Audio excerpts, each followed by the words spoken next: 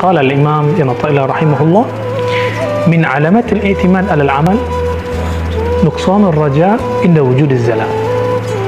Di antara ciri-ciri orang yang tidak ikhlas, yang kurang sempurna, kurang maksimal ikhlasnya, di saat dia terjebak kepada maksiat, maka rasa harap dia kepada rahmat Allah berkurang.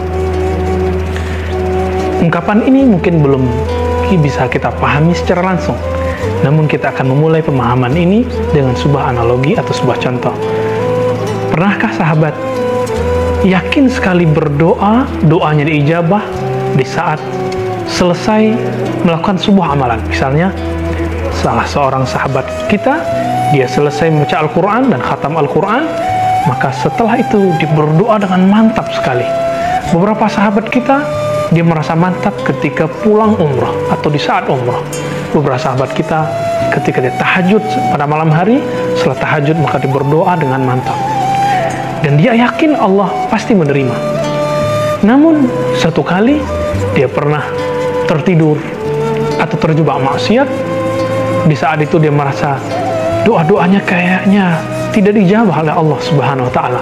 Orang-orang seperti ini adalah orang-orang yang keikhlasannya masih bergantung kepada amalnya. Dia masih bergantung kepada amalnya untuk bisa ikhlas kepada Allah Subhanahu wa Ta'ala.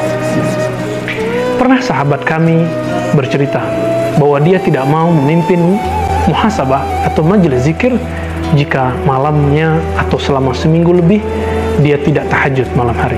Tandanya mungkin rasa malu kepada Allah, tapi di sisi lain berarti kolbunya masih bersandar kepada kuantitas amalnya, tidak bersandar kepada Allah, objek ibadah tempat kita beramal. Sahabat dimuliakan Allah, ikhlas itu dalam beramal ada 3 tingkatannya.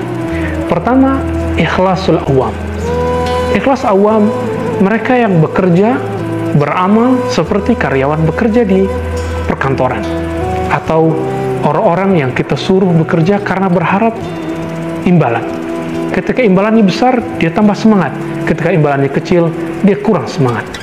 Nah, orang-orang ini ikhlasnya bergantung kepada apa benefit, keuntungan yang dia dapat. Jika keuntungan itu dia tidak dapat, maka dia tidak semangat beramal. Kebanyakan kita ikhlasnya pada tingkatan ini. Dan yang kedua, ikhlas al-khawas, ikhlasul muridin. Orang-orang yang dia sholat bukan untuk memudahkan rezeki. Tahajud, duha bukan memudahkan rezeki. Berbeda dengan kelompok pertama, beramal karena ingin memudahkan rezeki. Duha memudahkan rezeki. Tapi kelompok yang kedua ini, tingkatan yang kedua ini, ketika ditanya, kenapa kamu tahajud? Jawabannya, aku ingin bahagia. Kenapa kamu sedekah? Aku ingin berbagi kebahagiaan. Dia beribadah, masih ingin mencari kebahagiaan batin. Belum betul-betul fokus mutlak hanya untuk Allah Subhanahu wa Ta'ala. Kelompok yang kedua ini disebut ikhlasul muridin. Ikhlas tingkat kedua ini disebut ikhlasul muridin. Mereka beribadah bukan untuk materi lagi, tapi imateri, sifatnya kebahagiaan jiwa. Namun keikhlasan tingkat ini masih menjadi masalah, karena dia masih beramal untuk dirinya, bukan untuk Allah Subhanahu wa Ta'ala. Maka ini berbeda dengan apa yang dikatakan dalam Al-Quran, inna salati wa nusuki, sesungguhnya salatku, ibadahku, hidupku, matiku, ya, lillahi rabbil alamin, untuk Allah, karena Allah Rabb, pencipta, pengatur alam semesta. Maka ada ikhlas tingkatan yang ketiga, tingkatan yang paling tinggi. Inilah ikhlas para ulama yang mukhlisin, tentu para nabi, para sahabat, para ulama-ulama yang hatinya betul-betul takluk kepada Allah Subhanahu wa Ta'ala. Ikhlas seperti apakah mereka? Semoga kita sampai kepada tingkatan mereka.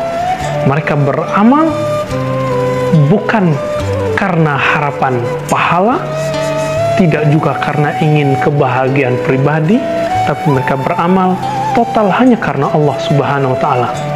Perbedaan mereka yang ketiga ini dengan kedua dan pertama adalah, yang pertama dan kedua masih melihat dirinya yang beramal. Dia merasa dirinya berhak masuk surga dengan amalannya, dirinya berhak mendapatkan pahala dengan amalannya, dirinya berhak dapat kebahagiaan dengan amalannya. Berbeda dengan ketiga. kelompok ini, mereka ketika beribadah, mereka tidak merasa berhak atas ibadahnya. Mereka tidak merasa perlu dibalas oleh Allah SWT. Itulah alasannya kenapa Nabi ketika malam hari kakinya sampai kepalan, bengkak, tebal. Dan Nabi ketika ditanya, jawabannya, afalan akuna abdan syakura.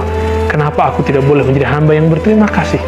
Mereka ibadah bukan untuk mencari pahala lagi, tapi sekedar berterima kasih kepada Allah SWT yang menggerakkan dirinya untuk beribadah. Bukankah kita di saat mendengar muazin mengatakan hayya 'alas shalah, marilah salat, kita menjawab la haula wala quwata illa billah, aku tidak sanggup pergi salat, aku tidak sanggup takbir, ruku, sujud, membaca apa saja dalam zikir-zikirku, salatku, kecuali dengan kekuatan bantuan dari Allah SWT. Oleh karena itu, Imam Ibnu Athaillah mengatakan di hikmah yang lain, cukuplah ketika sholat dan ibadah, semua amalan itu dinisbatkan, disebut sebagai amalan kita, sebagai pahala untuk kita. Makanya di dalam surah Al-Mu'minun dikatakan allazina hum fi salatihim khasyi'un. Orang yang sukses dunia akhirat itu adalah orang-orang yang dalam sholatnya, sholat mereka khusyuk. Menyebutkan sholat itu sebagai sholat kita. Padahal sholat ini adalah anugerah dari Allah, merupakan anugerah yang terbesar. Ini yang dikatakan sebagai ikhlas orang-orang al-awliya as-salihin, orang-orang para wali Allah, apalagi para nabi-nabi Allah. Mereka beramal bukan lagi cari materi, bukan lagi ingin membeli surga Allah, bukan lagi ingin membebaskan dari neraka Allah, tapi betul-betul ingin mendekatkan diri kepada yang punya surga dan yang menguasai neraka. Semoga kita sampai kepada tingkatan mereka, maqam rohani mereka, sehingga kita tidak akan terjebak dalam dosa untuk terus berdosa dan tidak ujub dalam taat ketika melakukan ketaatan. Wassallallahu ala nabiyina Muhammad. Assalamualaikum warahmatullahi